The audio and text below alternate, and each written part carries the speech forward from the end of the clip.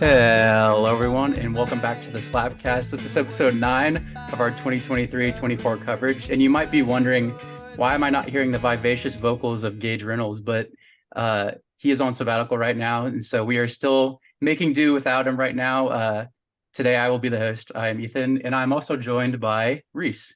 How you doing, Reese? I'm good. And Josh. How are you doing, Josh? I'm good. How are you? I'm pretty good. I'm trying to fill the humongous shoes that Gage has left us, but yeah, I'm excited for what we've got today. So with everything that's happened this weekend, in this week so far, I guess, I think it's important that we take the time to reminisce of stuff in the past. I got a little thing like Gage usually does, but how Belgian church bells once rang as Chelsea fans sang the name of the iconic Eden Hazard. How Man City now have slipped twice somehow and ended a 5-year record. And how Norwich were great by saying things straight, that sometimes the signs are harder to spot. So first of all, I know, thank you. So first of all, in recent news, I think it was a few days ago, it dropped that Eden Hazard, the Premier League iconic Chelsea player, has retired at 32. And love him or hate him, he was there for like a good chunk of our childhood, or not really childhood, but just getting into the league. So yeah, 32. It's quite young for. I mean, he was a great player. He's a great player. He always terrorized us and played for our rivals, so I don't like him personally. And right. His career really ended kind of poorly. Obviously, the move to Real Madrid didn't really work out. So right. I'm not really going to miss him, but I definitely understand the feeling from Chelsea fans and admirers alike. I mean, he was a huge player, right? Yeah. He's the man who technically won us the league. It's true. So it's kind of mixed feelings over here. I know if Gage was here, he would be laying into him right now, but you can't deny how much he's contributed to the league. And, you know, obviously he didn't finish his career the way he wanted to at Real Madrid. So 32, still young. He still had maybe a few more seasons, but it just didn't end up working out that way. But next we've got, that I mentioned, we'll talk more about it, obviously, when we review the match, but City have lost twice now, which ended a 5-year record of losing 2 consecutive matches. The last holders being, or the last people that they lost to consecutively being Leicester and Palace. Show respect. That's crazy. Yeah.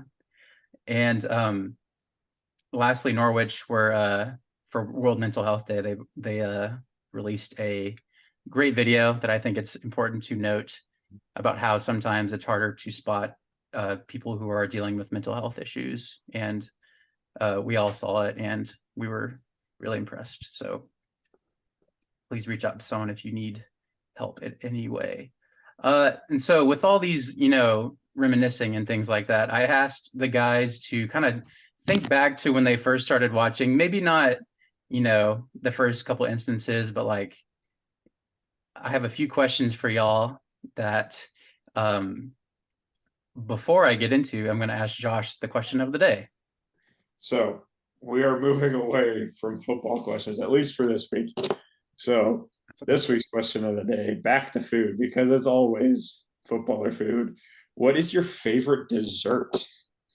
Ooh. Olivia, I like chocolate things. I don't really have a preference, but yeah, I'm a chocolate boy through and through. Chocolate cake, chocolate ice cream, brownies. Chocolate pie? Yes, chocolate pie goes crazy. I think it was someone random used to have like a Hershey's chocolate pie that you could buy. Like this was like a fast food chain, but they sold these. And I don't remember who. Maybe it was Brahms, because I know they have like a little grocery store, but those went nuts. Mm-hmm. I kind of like everything, but the thing that stands out to most is I know not a lot of people would agree, but I love cookies. I love chocolate chip cookies, icing cookies. For the longest time during my birthdays, I would get not ice cream cake, and a cookie cake with some good icing. And give me what? Underrated, because they're always there, but it's hard to make like a great cookie, but like it's hard to screw up a cookie, so they're just always good. Yeah, and there's a lot of debate over like, do you like crunchy cookies? Do you like gooey cookies? And I'm like, I like all. I'm an all around guy. Whole cookies. Hmm. My mom makes this thing. It's like a better pumpkin pie. It's like pumpkin pie, but with more sugar in it. So it's like the graham cracker layer, and then it's got the pumpkin, but then it gets crazy. It's got like a cream cheese cheesecake layer, and then Cool Whip on top. It's so good. It's just like it's like a pumpkin cheesecake thing. It's so good. I need to try it because I love pumpkin pie. I love pumpkin. I'm a pumpkin spice guy. I will drink my coffee black the rest of the year, but when September 1st So comes, true. Literally, I drink my coffee black, except right now I have Starbucks pumpkin spice Keurig cups in our kitchen. yes, it's the way to do it. Shout out to our roommate Jacob. But all this talk of dessert is making me hungry, and I haven't eaten dinner yet. So let's calm down. But going back to before I almost ignored the question of the day, just because I'm getting used to hosting. Obviously, I'm not used to it. Gage is our host as usual, but going back, like the subject, I've asked the guys to think about a few questions that I sent in on, stuff of the early days in soccer. Coming from a Texas where the other kind of football is more popular, it's easy to or it's fun to think about how they got into the sport. Unlike, over in Europe or I guess everywhere, you could easily just be like, it's my hometown team. So the first thing I asked them was, what is the earliest game/season you can clearly remember? I broke this into two because the earliest game I can remember was I was in sixth grade. So what kind of got me started in the soccer. It was the 2012-13 season, and Liverpool played Man City. It was like 2-2, and Suarez scored like an extra time winner. I didn't really understand the significance. I just knew that like people in my class were talking about it, and it was like fairly entertaining. But the first like league I remember was the 14-15 season. But right before that, the World Cup. So I would watch games like intermittently between those 2 years, and then I got really into it during the World Cup. Yeah. Speaking of the World Cup, my earliest game is probably the USA Belgium game that was the 2014 World Cup, right? Yep. Yep. Yeah. That game, that was the Tim Howard craziness game. I wish we had gotten something out of it, but yeah, that game was crazy. The other answer I have, because I tried to find a season as well, would be 15-16. For obvious reasons, but I think that was the first season I really started watching, and specifically the North London Derby sticks out. I think the second game, that was the Bat Kane goal, I think. Also Ramsey backheel flick thing. I don't know. That game was good. It ended a draw as well, but yeah, I remember that season pretty well. Yeah, that's an iconic game for sure. With me, I also said the 15-16 season. I've mentioned multiple times when people ask, how do you get into being a Crystal Palace fan? And I'd mentioned, slightly watching the game where we beat Brighton to get promoted, or not get promoted, but move on to the championship playoff final. But the first game I remember clearly, well, I remember the season well because it's when I think I watched the tail end of the City and Palace game, and Kelechi and Iheanacho scored the 90th minute winner. But then a few games later, Palace beat Newcastle 5-1, and that was a huge result at the time. I think it was our biggest result in the Premier League, and I only watched it all the way through because at the time, I think Gage and I, for sure, I don't know about you guys, but we were really into the True Geordie videos and how he would get so upset at Newcastle. And so for some reason I watched that whole game. But yeah, I think that was the first season I had started watching more often than back then before that. So this leads into the other question. What was the first soccer kit you got? I don't remember which it is, but it is either the Porto jersey that I've shown on the podcast before, that blue and white's super simple, or Spartak Moscow one. I don't remember which I got first. But then obviously you can see my collection has divulged into madness. Yeah, a resident jersey guy. Found a Marshall Islands jersey. Of course you did. The only official country without a national team, and they're trying to sell jerseys to start up a grassroots program. See, I didn't even know that was a place. So I feel like Yeah. you're just making these things up and finding the random stuff. But So if they were a nuclear test like base in World War II that the US used. So they would like base the bombs and the planes there, and they would go test them like miles and miles away. And so like very small, tiny country. But yeah. the difference between me and Gage also is that I know Gage would be like, oh yeah, I know them. Oh Because yeah. he's He the would've gone encyclopedia. I remember my first kit really well, actually, because it was a birthday gift from y'all. Yeah. I saw the And picture it's earlier today.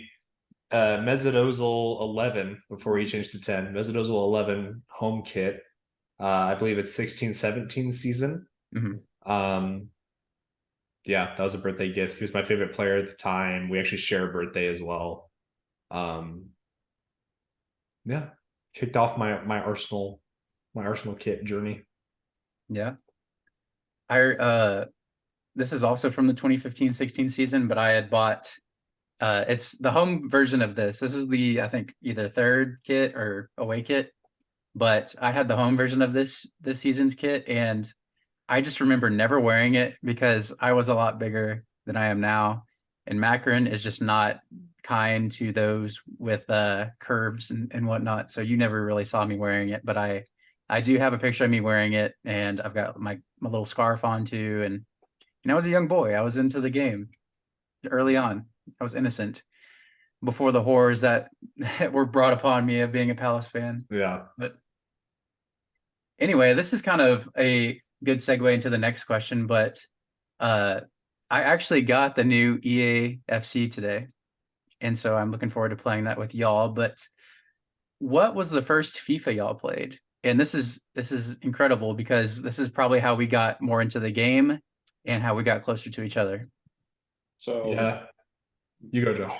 oh, mine is like multi-parted too, because I feel like there's stages to it where you Mhm. just played kickoff and then slowly like divulged into the madness of career mode. So FIFA 13, I think I played for like a year and a half. I got it for Christmas one year. And then Gage got a PS4 when we were in like 8th grade, and we would play kickoff all the time at his house.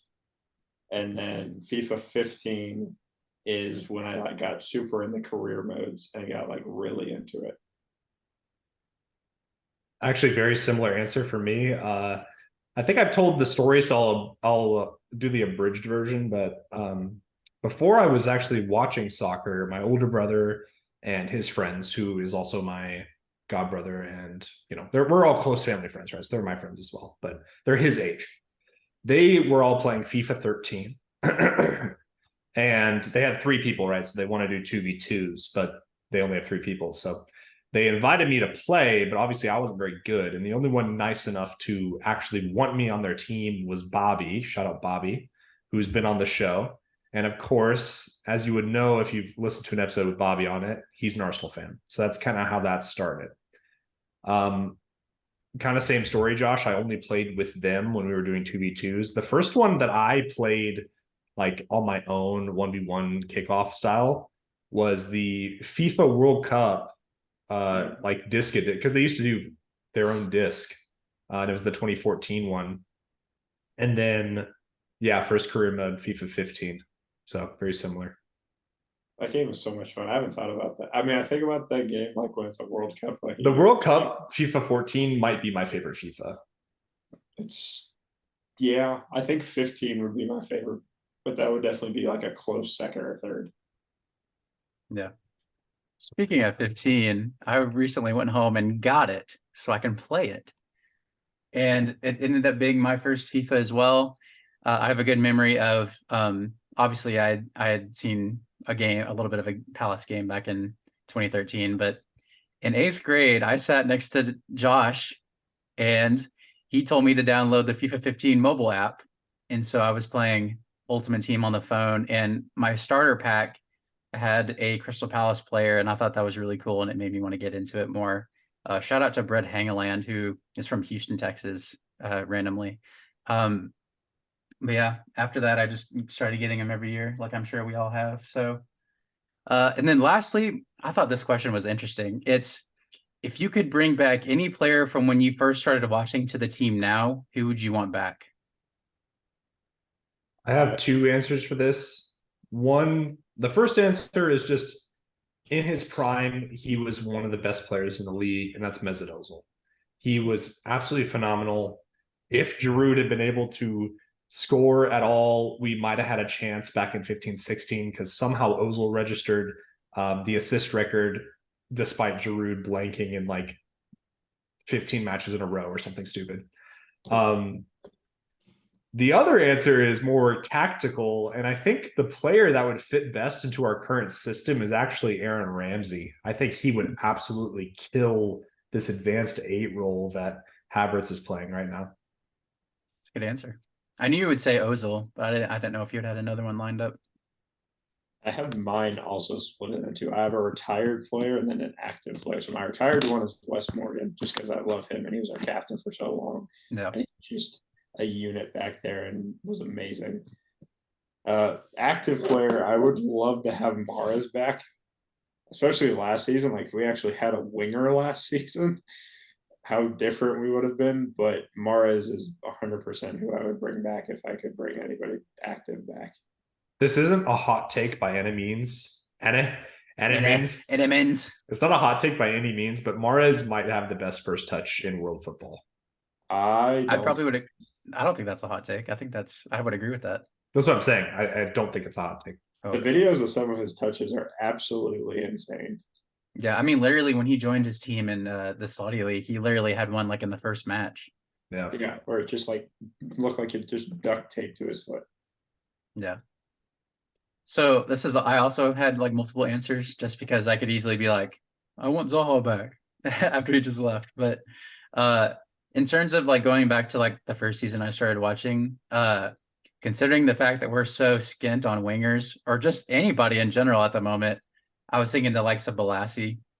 Yaniak Balassi, shout out Josh. But I was also thinking like in terms of like leadership. And I do think we have good leaders in the team, but they're still young. And so I would bring back someone like Mile Jedinak, who obviously is not a player anymore. He coaches on the Tottenham board right now. But yeah, just someone who brought us up to the Premier League. He was our captain when we got promoted. And I think he left Palace wrongly. Not him, but Pardew willing to sell him, even though he was our main captain and whatnot. So I would definitely bring him back if he was still a player. But I thought you were going to say Cabaye. I almost did say him, but just because he was so. Honestly, that was probably the transfer that, like, certified that we would be in the league a long time because that was such a big name signing at the time, and I think it was what we needed at the time because we were really lacking in midfield. So, I did think about him for a second, but, yeah, I think that was a little fun segment to kind of reminisce on everything, considering the likes of players that we know are like started getting into the sport with. I started retiring recently. A lot of big names retiring recently, but let us first of all, you will hear from Gage at some point in this episode. He will be sending us videos of the segment and his thoughts on the Spurs Luton game, which we'll get to right now. What's up, guys? It's me again. Just going to drop in and talk about the Spurs Luton game real quick. I don't have too much to bring up. Really, one of the big points I wanted to make was how much of a difference maker it is to have clinical forwards in positions where they can score. I think we saw in this game Richarlison. I mean, Spurs could have been 3-0 up in 6 minutes. Richarlison had 2 grade A chances, one at the back post and then another where he was running onto a through ball. Probably should have scored both of them. I think he's kind of running out of time a little bit here. We can talk about that a little bit more later, but yeah, I'm not too thrilled with where Richarlison's at. And then Porro had another grade A chance after some lovely interplay with Son and stuck it wide, tried to go near post, didn't really work out for him. So yeah, having clinical finishers in that department would have been such a major thing for this game because I think it's safe to say, and some would say this is crazy, but I think it's safe to say that if Richarlison puts those 2 chances away, or Porro puts the chance away, then, we're not in this situation where Bissouma ends up having to get sent off because he feels like he has to force the attack late on in the first half, and we're getting frustrated and trying to find passes that aren't there. I think a lot of times that's what happens when you're trying to break down a low block. Teams just get frustrated and try to force it. I think every team in the league probably is susceptible to that a little bit, maybe except for Man City, who are the best team in history against the low block. So, yeah, the Basuma thing was silly. The guy has a ton of credit in the bank, so I'm not going to go too crazy on him, but it is silly. I don't understand why, if you're on a yellow, and don't get me wrong, him being on a yellow was fine because I think he took a tactical foul to stop a 3-on-3, possible counterattack for Luton. I think that's fine. What I don't think is fine is breaking into the area. Well, not even the area, actually. He's on the edge of the area, so breaking into the attacking third, not even in the penalty area, and diving, essentially. He wriggles through a tight space, and the commentator even says it, like, well, there's a lot of Luton players in the vicinity, and he kind of works his way through, but there's no challenge. No challenge comes in. Basuma hits the deck like a card dealer. So, yeah, I think not the best move by him. He's going to miss the Fulham game Monday of next week, and then, I guess Monday of 2 weeks from now when you're seeing this, but the frustrating thing about that, too, is that he goes back to 4 yellows for the season because the yellow that he received stopping the counterattack actually gets upgraded to a red and no longer counts as a yellow card. So that means he's going to be back against Crystal Palace on the Friday after the Fulham, which, what the hell is that, by the way? We're playing 2 midweek games at once. Pretty insane. And then if he gets a yellow card in that game, then he's going to miss the Chelsea game through accumulation. So it's pretty dire straits for Basuma right now as things stand. But I'm not too worried about it. I mean, the reality is he's going to miss another game because there's no way he makes it till after Christmas on 4 yellow cards just because of the role and the way he plays. So not too sure about that. I'm interested to see what the system will look like if, Højbjerg is going to come in. I think he will. Last time Højbjerg started in that role against Fulham in the Cup, it didn't go well, but also most of our starters weren't playing, so you have to give him credit there. We'll see. I think it's a big moment for Højbjerg, especially because, Basuma's going to leave in January, too, for African Cup of Nations. And Mali, I don't think are expected to go too far in the tournament, but just the travel, the constant wear, the possible injury situation as well, I think this is a good test to see whether or not Højbjerg can fill that role and whether or not, truthfully, we need to shift him on in January. So I think that's a big thing.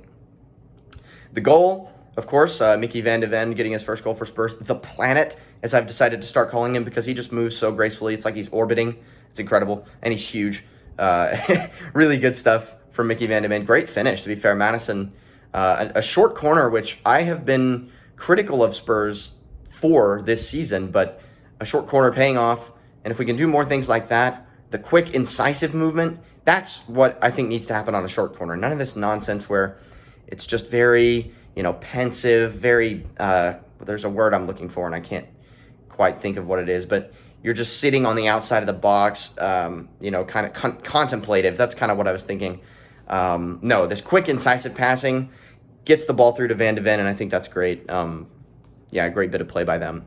So I won't take up too much more of your time. This is actually recorded the morning after the guys recorded the show, so I'm actually about to head to work. So yeah, shout out to me on that one.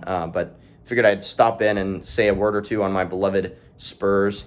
So I'll hand it back to the guys now. I'm sure they've got some comments and some thoughts, but yeah, hopefully you guys enjoy the episode, and I'll be back with you next week or the week after if we don't end up doing an episode for the international break. So see everyone soon. So yeah, guys, what do we think of the Spurs and Luton game?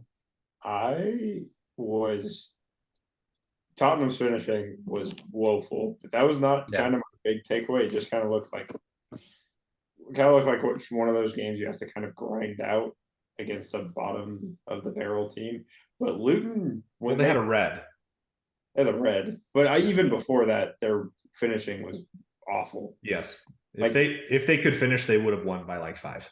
Yeah, they should have been 5-0 up within like 10 minutes. But I will say, Luton, I said it last week or the week before when they won, when they press, they actually look very good, like very dangerous. And I think they signed Andros Townsend today as a free agent. And I think hopefully he can add something to help spark them a little bit, because when they pressed, they were actually like, yes, they were out without Yves Bissouma, who's been crucial to their success this season. But when they pressed, they look like a different animal. Yeah, I'm slowly becoming more impressed. I was really down on Luton when the season started. I just think they had a lot of quality, but they're definitely playing more aggressive and attacking minded than I thought they were going to. And I think it's good. I think that's actually something that maybe more teams around the relegation should do. Obviously it's riskier, but I think the risk reward, if it pays off, is just so huge. And yeah, I mean, their press is looking pretty organized, and I've been impressed as well. They're creating chances too. Like, I think obviously Tottenham had a lot of chances that they missed, but Luton had a couple like high quality chances as well that they needed to put away and didn't. So, I mean, in the end, I think in the balance of everything, Tottenham definitely deserved to get away with a win. They just kind of had to grind it out because of just some, I mean, poor decision making from Yves Bissouma, but it just happens sometimes. I don't really think it's that big of a deal. But yeah, I mean, I think it's great for Tottenham to get the result, but honestly, more takeaways for Luton in this game for me. I think the only concern I would have with Bissouma is that he's been, I don't know if he was what they said, if he was the leader in yellow cards the past 3 seasons, or has been top 3 in yellow cards the last 3 seasons. That is mildly concerning. Well, if you're gonna get a yellow, don't get it for diving. It was an awful dive too. Yeah, it was bad. Not even close to kicking him. Yeah, if you're gonna get like a tactical yellow, do what you gotta do. But yeah, getting sent off for a dive is just really unfortunate. Because the first one wasn't even a tactical yellow. It was a pretty rough challenge. Yeah. Right. And he's been so integral in that team so far this season. So it'll be interesting to see how they deal without him next week. But let's go back to Luton real quick. So obviously they've gotten a really good win against Everton earlier in the season. Then they got a really harsh loss to promoted team Burnley as well alongside them. So they keep improving, like y'all say. Who do you think that will be their next win? I don't know. Let me pull up their fixture list. I don't actually know who their next fixtures are. Right, because bad.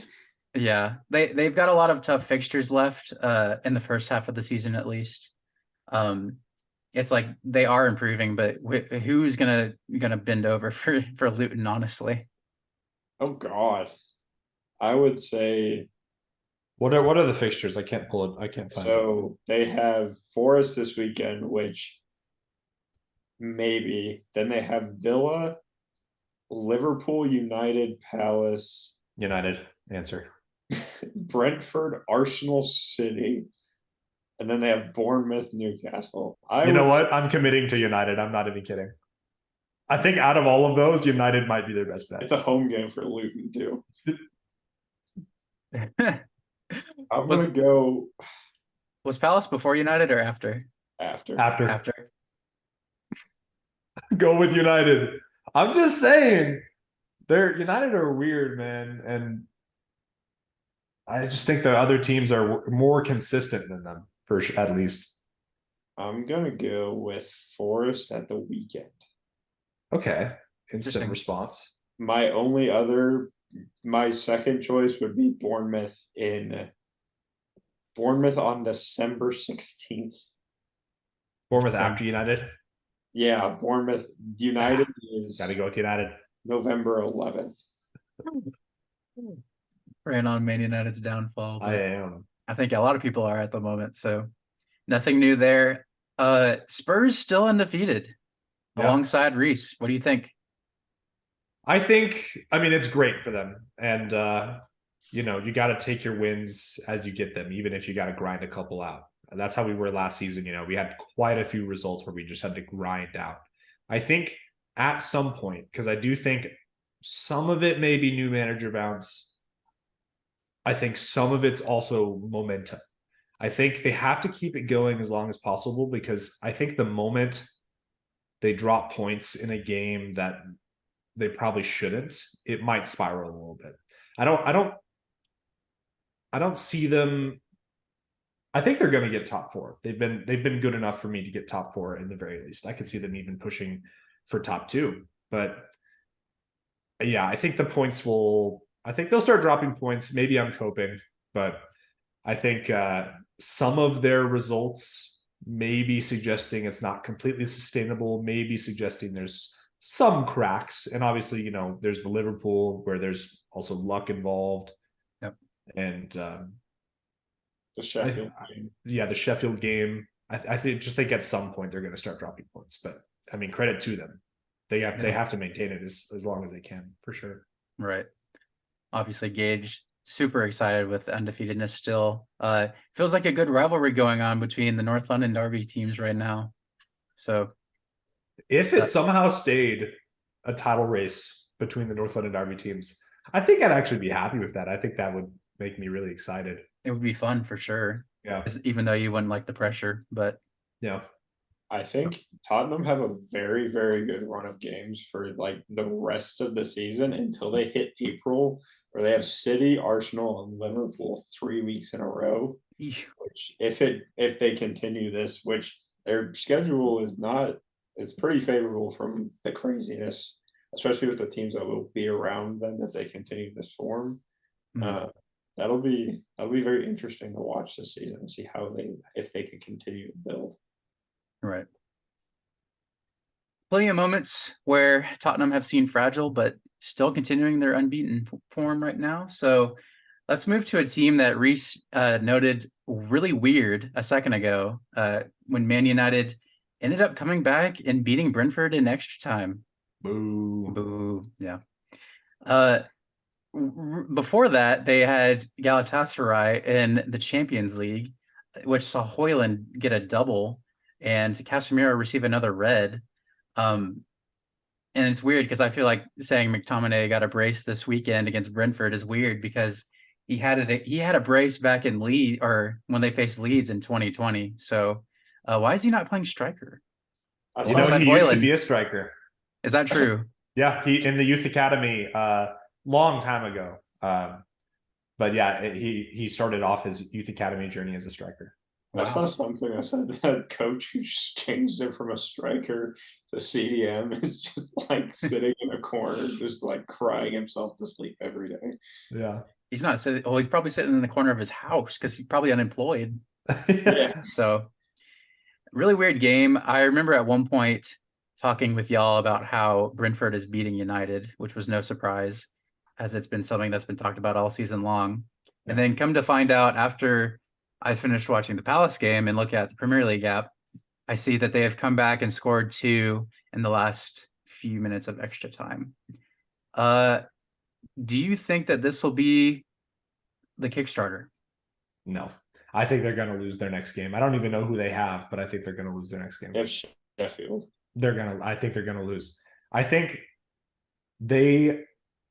personally think it may have been better just in terms of their own mindset to lose this game because they're going to have such a high and when they lose their next game, it's going to hurt so much more mentally. And I wrote down a specific phrase because I was thinking about this. And obviously I'm a United hater, so maybe I'm just being a hater. But I think the feeling I get from United is that they feel like because of their history, they're entitled to be winners and they're entitled to win games. And so when they lose, they're like throwing fits, not at like the refs or anything, but they get very, very mad at their own players and all this and the Glazers and everything else. And, fair enough, be mad at your owners. They're just not that good anymore. Like they need to realize where they are and then start from there instead of pretending to be like they're under Fergie and then being mad when they lose, right? I don't know. That's just the feeling I get. No, you go ahead. I have a similar thought. I don't think they're going to lose this weekend against Sheffield. I think they're going to smash Sheffield by like 4 or 5, beat Copenhagen midweek, but then they have City the weekend after, and I think they're going to get beaten handily like 5-1 or 5-2 to City. It could happen. I mean, I agree with what Reese said. I think, their fans, after experiencing success for so long, they're probably getting really frustrated with Ten Hag and the board in general. And it's funny, I saw a clip today, and it was like one of their media people was like interviewing a kid. I don't know if I saw this. yeah, I don't know if what was happening with the kid, but they were interviewing him and asking him like, "Oh, do you like Garnacho and stuff like that?" He's like, "I actually don't like him that much." And he's like, "Well, Yeah. this is very awkward because we got you a Garnacho kit and they wish you the best." And so very very weird, but I would say that only because, and I also don't like United, kind of like Reese, but with how Forest have been or not Forest, with how not be disrespectful to Forest, with how Sheffield United has been playing recently, I'm not too confident in their ability to maybe beat anyone the rest of the season. Or no, they don't even have a win. They don't even have a win this season. They're with Burnley. They don't have a win to get really any points just because of everything that's been happening. So I think they will have much harder times after that, but they might be smelling a win this next time. So here's the other thing about this game is a win masks all the problems, because I did not think they looked good in this game. no, they And did not. I'm on Ten Hag fraud watch. Like, Yeah, I don't understand the tactics, because they literally play like a relegation team. They defend and try and counterattack, and that's all they do. Like, they have chances, and that makes it seem like they should be scoring. But when you look at the quality of their chances, it's like all long shots. They cannot create high quality chances in possession. They just hold possession and then take a random long shot. All of their high quality chances are on the break, which is fine, but like it's fine if you're trying to be a mid-table team, right? Like, they don't have the players that should be playing counter-attacking. Yeah, they have Rashford. Yes. right. That's it. Yeah, I don't know where the pressing has gone, because when they press, they look decent. Yeah, I don't know. Maybe that's just injuries too, because they do have a lot of injuries. So, I mean, Lindelof started at left back in this game. yeah, because they don't have a fit left back at the club. Not a single one. which is insane because I feel like they've always had so many players in left back. But yeah, this was a tough game for Brentford to lose, especially after going head first. It saw a debut for Thomas Strakosha, their goalkeeper, and so he might feel a little bit hard done to let in 2 goals there at the end. But I think, as good as they are, I think they're still struggling without Tony. There's been videos of Tony training and rumors as well of him leaving for maybe, I've heard Arsenal are interested. Yeah. So a very weird time for Brentford, just dealing without him. And, it seems like they've been able to get results without him in the league so far this season, but it's not a hole to forget. I genuinely think Brentford are going to have to just settle for mid-table and I think they need to cash in on Tony, to be honest, and just reinvest in the summer. I think the season's kind of predestined for them to just finish mid-table, cash in on Tony, and reinvest in the summer. Which is not a bad thing. I think. No, yeah, for sure. But cash in and then establish yourself with mid-table, I think, is a very smart move. Yeah, you can reset and try and advance again. And the thing about it is that he probably would be worth so much money because not only is he Premier League proven, but he's English. So I'm hearing like 80 million. But yeah, and that could be distributed among the squad in a good way. So yeah, it's just a tough one to take on the chin, but it was very much a freakish Man United moment because literally in the first goal that McTominay scored was literally just being shot around the box a few times, and it finally got on the end of one and went in. So yeah, every team deals with stuff like that. Unfortunately, Brentford had to deal with that one, but we shall see if United lose to Sheffield United this next game week after international break. So we'll move on to my team real quick. Another 0-0, which, I might complain like, we didn't look like we did anything. But considering the fact that we have 2 more injuries now, I'll take that because I think Forest looked very dangerous there at the end. And And they brought in all these good players. The one critique I had for them is that it's not really a critique, more of less that they have the good talent in the team to go on and move up in the table at some point, but they need that time to gel and get used to playing with each other. So that was the one takeaway I had for them. Yeah, I only had 2 notes written down for this game. The one Palace note I thought Raksaki looked pretty good. Yeah, this was actually the first game I was impressed with him because obviously I have my complaints about playing winger, but I don't want other players, especially in the first team, getting injured. But it gave a great stage for Raksaki to come on and play well, and I think he took a good chance, and maybe he'll start starting more. Presumably, considering the whole squad is in the hospital, but right. Yeah, I thought he had a good performance. I think Forrest might feel a little hard done by just because of the nature of the Gibbs White chance to hit the post. Yeah. But I think in the end, a draw is probably deserved because while that one's obviously the most clear cut hitting the post, y'all also had some chances. I think there was a Mateta chance near the end of the game. Yeah. Couple others from both teams. So I think, draw a well fought draw from y'all. I think the other thing, and I think I said this to you, is that as long as you don't, and maybe I shouldn't even say it, maybe I shouldn't speak it into the universe, but I think as long as you don't start getting defensive injuries, you'll be able to play through this because it's not unpopular to say that y'all's defense has been one of your best aspects, if not your best aspect for, probably the past decade. Yeah. I mean, we have the most clean sheets in the league right now. Yeah. So as long as you can maintain those players, I think you can you'll be able to get through this, curse of the Leicester curse. Right. But that's a big F. Yeah. And it definitely comes down to a lot of our attacking players getting injured at offset times. So obviously Elise and Franza getting back into training, and then we see Eze immediately get injured and be out for a few weeks. Edouard came back and looked pretty decent. Obviously we didn't score, but set up Mateta for a good chance, and Mateta's just an idiot sometimes. And someone called him Edward and not Edward because English, but yeah, I think I like what Reese said. I think we'll still be able to coast some of these games and get points here and there just because our defense is so well set up. And I think Johnson's really hit his stride.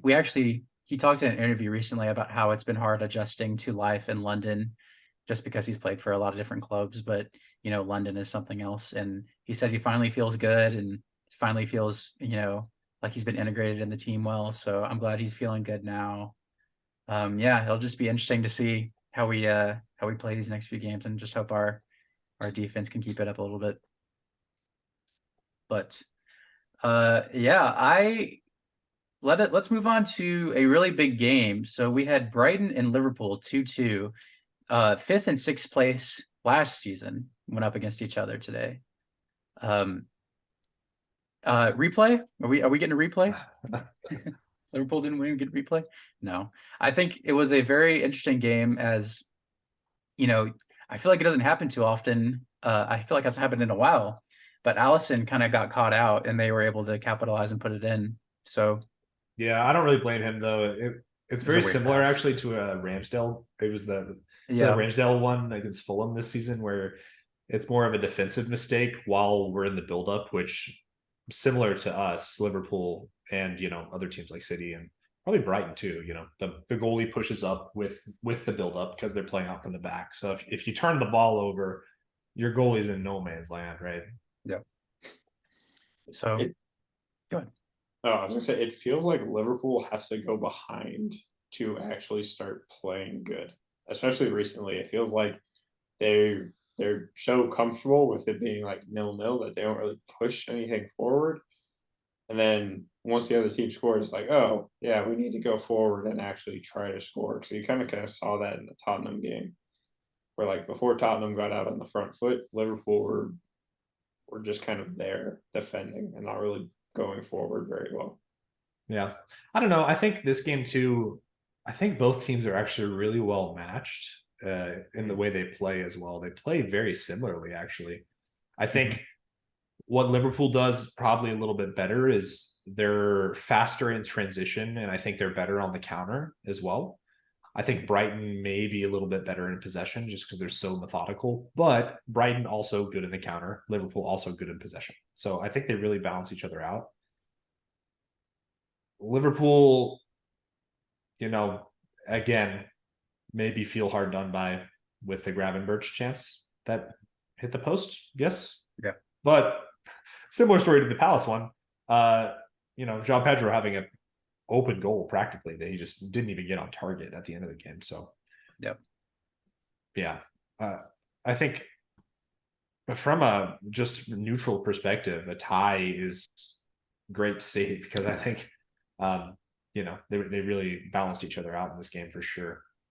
I think one thing that we could take away is that Brighton were still able to get a point with a lot of their players who they're used to sitting on the bench a little bit. So Lallana on the bench, Welbeck on the bench, Ansu Fati, who had a decent game in that bad performance against Villa.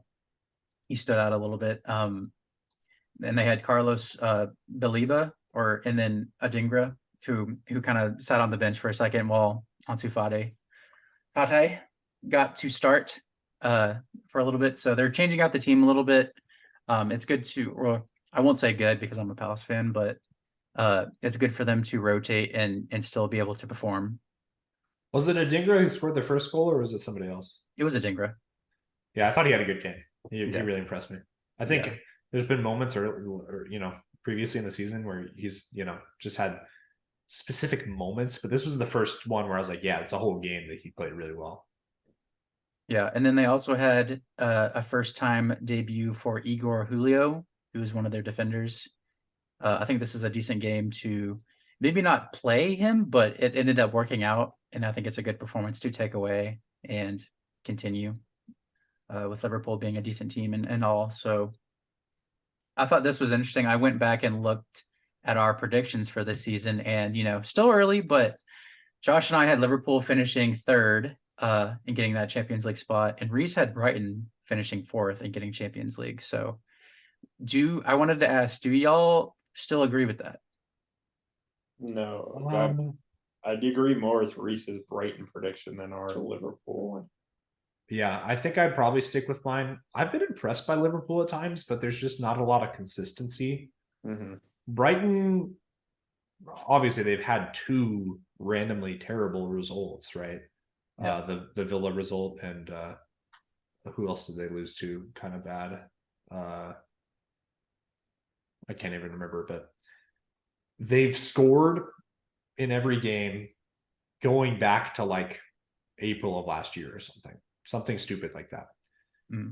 At least one goal. So they're consistently scoring. I mean, they're chance creation monsters. They at least give them a chance, right? In every game, they're always making chances.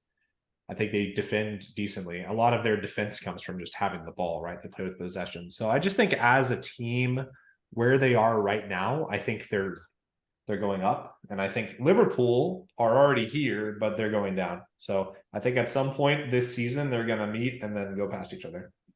I agree, but also Liverpool have done this a lot since they won the title, where they just look awful, or not awful, but awful for Liverpool. And then they just have been there and done that and get consistent enough results at the end to squeeze into the top four.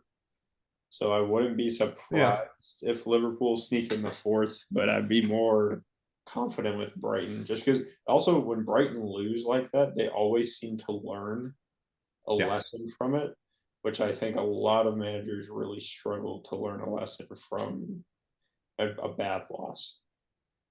Right. And, with the way I think, it's like Liverpool or Brighton could either get that last spot. I think I predicted Newcastle to get a Champions League spot as well, but they're kind of a different story. They've been kind of struggling here and there, but still getting a few results. But I think it's more of just dealing with the fact that Tottenham probably will get Champions League just because of how they looked. So it's taking away one of those spots from the other three teams I just mentioned a second ago. I think, if I was going to adjust my top four right now, I think I had Newcastle in top four, right? Or did I not? I can't even remember. I can go find out real quick. It was us, City, somebody, Brighton. I think you had for sure Brighton fourth. Yeah. Okay, here it is. You had Arsenal, City, Newcastle, Brighton. Yeah, I think I'd drop Newcastle out for Spurs. I think I'd keep Brighton in there. Okay. And Gage actually had Liverpool finishing second. So Yeah. whenever he gets back on the podcast, we'll have to ask him about that. But yep, the season is continuing, and so we'll revisit that question once we've got more games under our belt. But let's move on to an incredible win for the Gunners. Arsenal broke the losing streak of City, going not having 2 consecutive losses, and it puts them above the team that ended up taking the title from them last season. What do you think? Yeah, I mean, I'm just so excited. I would have killed somebody to win this game. We haven't beaten City in 8 years in the league until this game. Another stat about Arteta: every team he's faced in the Premier League, he's beaten at least once, except for City until this weekend. So finally knock them off the list. The other thing about getting a win against them is obviously we were in the title race with them last year, but we lost both our games against them. So there's still a feeling of invincibility surrounding them, right? It's like they'll drop points, but never to us. They're just we can't beat them. Mm-hmm. Now we've beat them in the Community Shield, which, kind of a fake cup, but still start the season off. We've now beaten them in our first game in the league. Obviously they were without Rodri, without De Bruyne. So there's still caveats, but the fact that we've broken this curse is just so huge from a mental standpoint. And it's really good too, going into the break to still be tied with Tottenham on points and goal difference, actually. Yeah. I think one thing to take away from this game is that even though they're missing some of these players, a lot of the players that are still performing, like Haaland, absolutely in the back pocket of William Saliba. Yeah, so registered 0.00 XG in this game. Which doesn't happen a lot. It's actually happened twice against us this year, because it happened in the Community Shield, which when that happened, I think I mentioned it either to y'all or on the podcast, but that was kind of with an asterisk because it was Community Shield. But it's happened again against the same center back pairing of Saliba and Gabriel. And yeah, Saliba's got his number right now. Just absolutely all over him. He had no chance in this game. And, some of that, you're missing some creative output from De Bruyne, but they still got Phil Foden in the side. They still got Kovacic, who I've dogged on, but he's still an attacking-minded player. They've got good wingers, so it's not like he's completely isolated, right? Right. One thing I wanted to bring up is that this lineup that y'all put out consisted of Nketiah and Jesus. Yeah, I think mainly due to injuries. Jesus has been on the wing for the past few games, but I'm a fan. And he had an interview recently, and he basically said, there was a period where he really wanted to insist on playing number 9. He was tired of being on the wing, and he's at the point now where he said he wants to do whatever he can to help the team. And I think he said he thanks God that he has the ability to play across the entire front three. He can play in all 3 positions, which, I'm also thanking God, because Saka injury, Martinelli injury, back to back. Obviously Martinelli back for this game, for the second half. But yeah, I think Jesus will stay there as long as Saka is injured. I don't think Trossard's going to play out on the right side. Gotcha. And Saka was on the bench. So is he? No, he wasn't. He traveled with the team. Oh, he was just but he wasn't sitting in the squad. He was just sitting. Yeah, so there's actually supposedly the reason he was there was because we were trying to bait the media. And it kind of worked. Everyone thought he was going to play because he traveled, right? But the rumors and what I've seen on Twitter, which is, the end all be all, right, is that we were annoyed last time about the leaks of him playing through his injury. And then also, if you remember, Thomas Partey's injury got leaked by the national team before us. Mm-hmm. And so not only did he travel with the squad, apparently we told Southgate that he would be able to play their last game, not their first game, which may still happen, but he was included in the national team. squad list, even though he's injured. So everyone thought he was going to play, and then, not even in the squad for this game. Whether or not that's actually mind games, I don't know. I don't really think it matters either. But You're 100% is. That seems like an Arteta thing. That just yeah, I kind of believe it just because of the way he is. Yeah.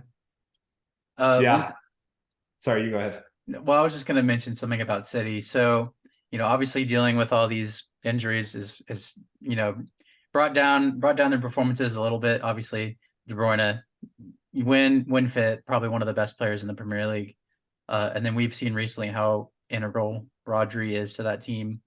Pep started the likes of Rico Lewis. I'm not saying that Rico Lewis is a bad player, but 18, only a few appearances for Man City, most of them off the bench. Really interesting to see him start in a high pressure situation like this when Arsenal are your direct title rivals. And still missing out a few other players like John Stones was on the bench instead of I think it was either Ruben Diaz and then Ake was their center back pairing. Yeah. And so I don't know, he's great for them recently.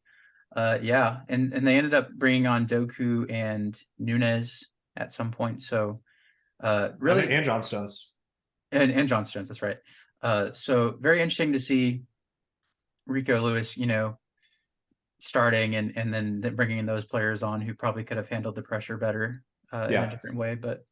And I mean, City will definitely feel that had they had their most fit squad, they take this game. But I think, Jorginho started this game for us, right? Right, yeah. Saka's injured. So it's not like Martinelli didn't start the game. He came on because Trossard got injured. Yeah. So, it's not like we're without injuries either. So I think this maybe you can take something, but obviously with all the injuries, it's hard to tell. I thought tactically, this is a great game to watch. First 20, maybe 30-ish minutes, I thought City were on top without a doubt. And maybe had they finished their first chance, their first really great chance early on, it's a different story. But they didn't. That's how it goes. And I think what was interesting is they weren't playing with inverted fullbacks, and neither were we. I was a little surprised to see.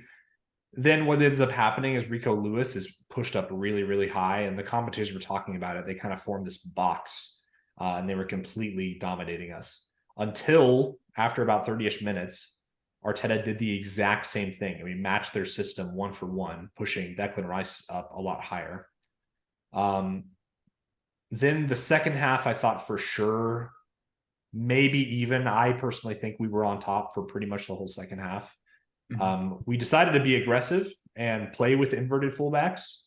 And yeah, it definitely worked, especially, Tomiyasu, I thought had a great substitute appearance, obviously getting a part of the buildup. But, there's a clip floating around Twitter because immediately, and I don't mean like a few minutes, a few seconds before we score the winner, Arteta called, you can see him on the touchline. He says, Tommy, he yells at Tomiyasu and does this motion kind of in the direction of Havertz, saying, stick with Havertz.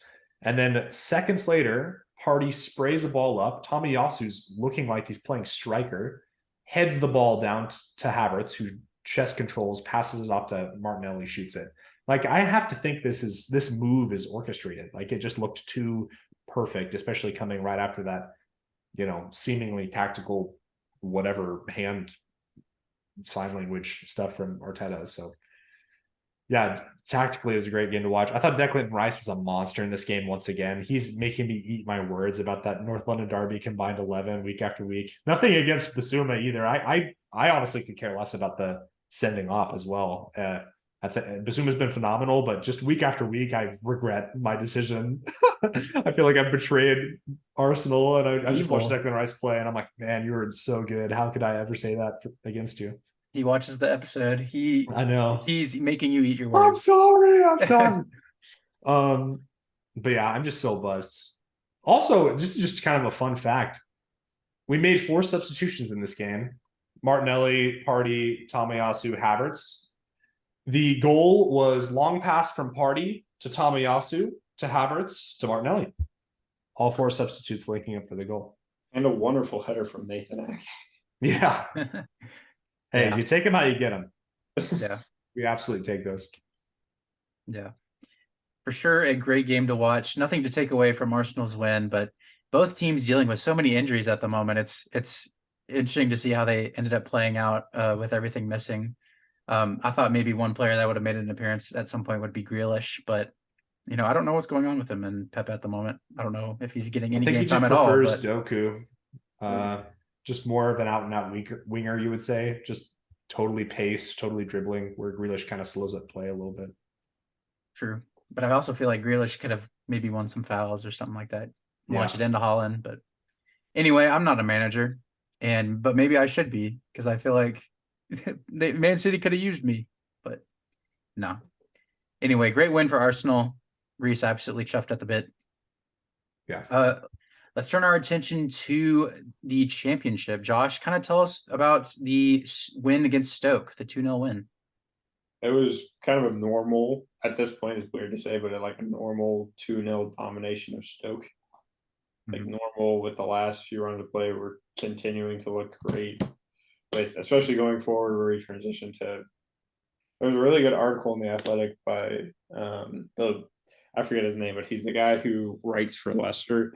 I was kind of highlighting how it's basically we run a 3-2-5 going forward, and it's kind of crazy how much that has helped suck out the midfields of these low block teams and allowing our better players to attack their front five.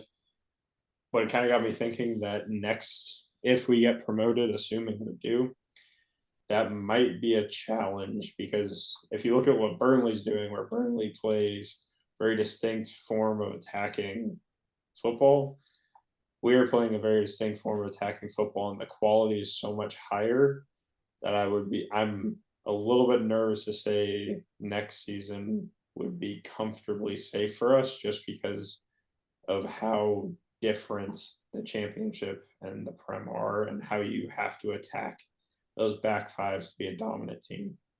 I do think y'all's squad is quite a bit better than Burnley's, though. Yeah, that was one caveat I was thinking, was like our squad is significantly better, even if some players are on loan. I do like that we have not been playing Cassadai very much. I think it's important to play the loan players, but if we don't need to play them, like Cassadai, you don't want to be too reliant. Yeah, because he's not going to sign for us next season. There's zero shot that Chelsea are going to let him sign for us. Yeah. At most, we'll get him on loan again, but I don't really see the need for it. Yeah, Iheanacho has looked good. Hoping we can keep him through the winter window. I think the one help we'll have with keeping him through that window is AFCON.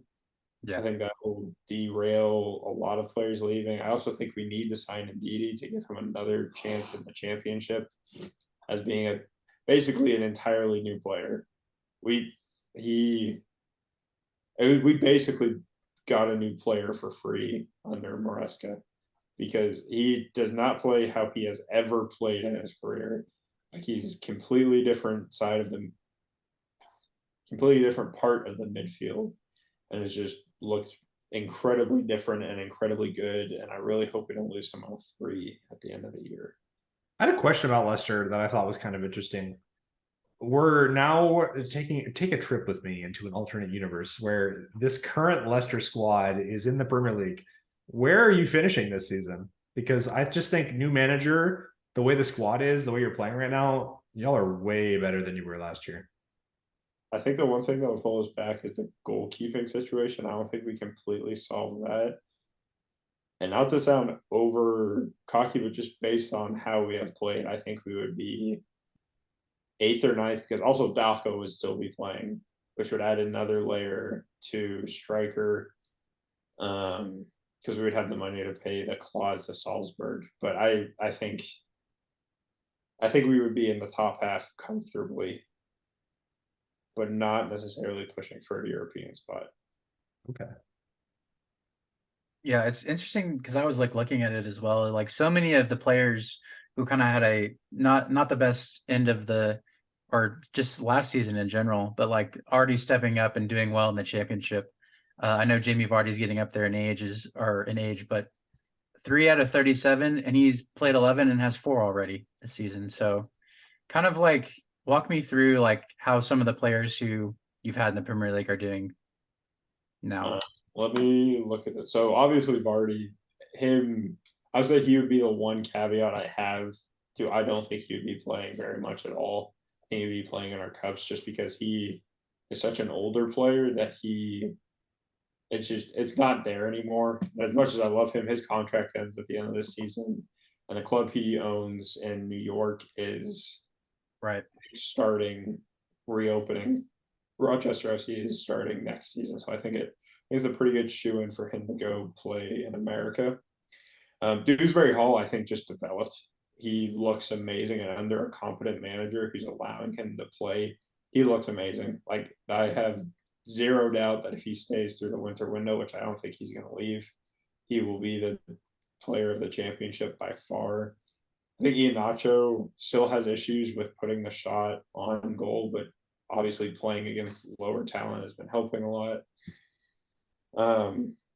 I think same thing for Vestergaard. Vestergaard, I think, thrives in the championship because it's a lesser talent, and him being slower than Christmas does not, like, that makes a huge difference. I always forget they all have him. Yeah, but he's been playing so much, and Sutar, I think, has looked great, but I also think he's been allowed to develop. I think Pereira has looked.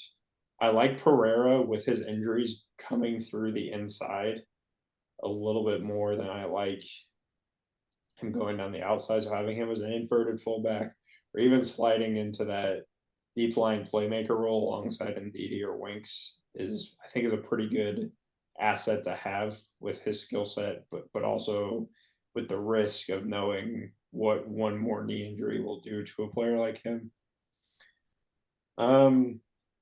James Justin, I feel like it's hard to talk about just because he has not played for us in so long. And another player whose knee injuries probably derailed his entire career. Yeah. And then FaZe, similar to the other center backs, just looks better because we're playing worse teams, but also just seems to be developing a little bit more. I think that's everyone who's at least like generally has been playing and not been injured. No, you don't have to say why. I just want you to give me your top 3 performers right now. Dewsbury Hall's 1.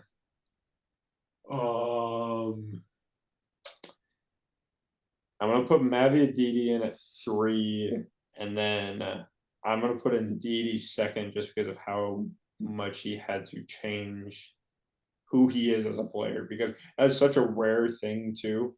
Like, to go from someone who literally would fill in when we were having injury problems, would fill in at center back, like, to go and play an advanced 8 or a deep line playmaker. It reminds me of Xhaka a little bit, actually, because he was like our left back replacement when we had injuries there. Yeah, that was the only thing that I think is relatively close, because it just doesn't happen. That is such like a far-fetched for someone who is so good at one position to just transition to that. Right. Well, I gotta say, other than Josh, we are all super excited for Leicester to be doing so well right now, just so we can have him back in the Premier League and have him amongst the results. So I think that wraps up all of our Premier League coverage. Josh, what is the jersey of the week? So when this comes out, the NHL season would have started 2 days ago. And I don't think I've ever had my favorite team on as jersey of the week. So this is my first hockey jersey. It is a 2017 Stadium Series Flyers jersey. It's got an awesome patch on it from when we played in Pittsburgh. But yeah, it's got Tyler Shen on the back, who has not played for us since the 2017 season. But love that jersey. It has now been an alternate since then, and just love it. I think Stars also play the day this episode is coming out, so hockey is back, and we are all very excited. Exactly. I almost wore my Stars jersey. I should have, but got to rep the past Palace jersey. But we'll go to my album of the week. This is not a new album I got for my birthday. This is one I've had, but it made me laugh because last night I was listening to music and I totally forget about them, but they're really one of my favorites. And they're probably a good reason to why I'm gonna have shitty hearing or do have shitty hearing, and I'm gonna have tinnitus for the longest time. But Van Halen, this is their second album. Play 'em loud, play 'em proud. I have a funny memory with this album. I say this knowing full well that I'm gonna get it in the mail, but I had jury duty 2 summers ago, and the day I had the day before I had to go, they told me I didn't have to go. And I blasted this so loud that the neighbor texted me and said to turn it down. So, but I picked this not because I started listening to them again, but being that they're Dutch and there's a song on here called "Somebody Get Me a Doctor." It just made me think of Jarl Riedewald when he got hurt in the Palace game recently, just because he's Dutch and everyone is getting injured right now. So I think that was fitting. So yeah, that is my album of the week. And I think that concludes our coverage of this episode. Thankfully, I think Gage will be back with us soon. I hope I did okay to step in for him. But yeah, Reese, thank you for you bitch. I'm ignoring you now. But thank you for being with me today, Reese. Of course, yeah. We appreciate you hosting. We've got to get Josh to host now, because I was telling Ethan, I think the last time Gage missed was maybe 19 or 2020, because it was when I was still in Memphis and I hosted that episode. So now we've had 2 of us fill in for Gage. So now Josh has got to do it. The next one I'll do. Nice. It's good to know that we can continue even with On Gage, even though it's hard to continue emotionally. Josh, thank you for being with us today. Thanks for having me. This is going to be my last episode until like mid-November. Work is going to get really, really, really, really crazy for the next few weeks. So I'm going to be gone until probably like mid to early November, depending on a couple different things. Yeah, unfortunately, we're dealing without Gage this episode, but we'll miss Josh for a few weeks until he comes back in November for the turkey month. So be sure to follow us on all of our social media platforms. We continue to put out reels and try to put a smile on your face, try to make them a little goofy, but yeah. And check out the new website as well. We got that up and running. We'll make sure to develop it a little bit more, but it's still looking good right now. Thanks to Reese. SLAPcastBL.com. Thank you for the URL. And I appreciate y'all for being with me today, being the host and everything. I'm glad we were able to continue without Gage. We hope you all enjoying the Premier League, and we love you, and it's a goodbye from us.